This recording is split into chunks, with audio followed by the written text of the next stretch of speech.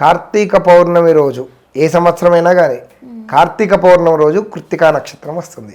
కృత్తికా నక్షత్రంతో కూడిన పౌర్ణమి కాబట్టి దీనికి కార్తీకము అని పేరు. అయితే ఇది అగ్ని సంబంధ నక్షత్రం. కృత్తికా నక్షత్రం అగ్ని సంబంధించినటువంటి నక్షత్రం. ఈ కృత్తికా నక్షత్రానికి అధిష్టాన దైవం ఎవరు అంటే అగ్నిహోత్రుడు. అందుకే కార్తీక మాసం మొత్తము కూడా యజ్ఞయాగాది క్రతువులు, సాయంత్రం పూట దీపాలు ఇవన్నీ పెడుతూ ఉంటారు.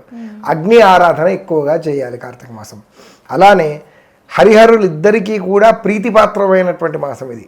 శివునికి, విష్ణుమూర్తికి, మిగతా దేవతలందరికీ కూడా ప్రీతిపాత్రమైనటువంటి మాసం. ఇందులో విశేషించి ఒక్కొక్క రోజుకి ఒక్కొక్క అధిష్టాన దైవం ఉంటుంది.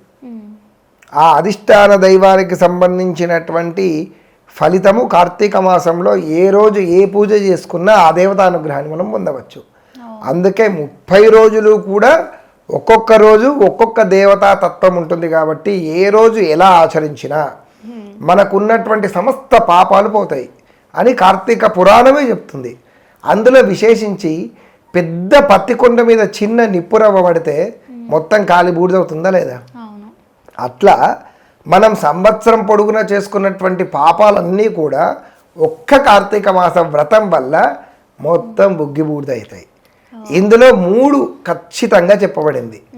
ఒకటి కార్తీక మాసంలో నదీ స్నానం, 2 దీపం వెలిగించడము, దీపాలను దానం చేయడము, 3 కార్తీక వనభోజనాలు, 4 పురాణ పఠనం, కార్తీక పురాణ పఠనం, 5 సజ్జన సాంగత్యం, పేదవాళ్ళకు సహకరించడము, తర్వాత బ్రాహ్మణులు పూజలు ఇవన్నీ చేసుకోవడము,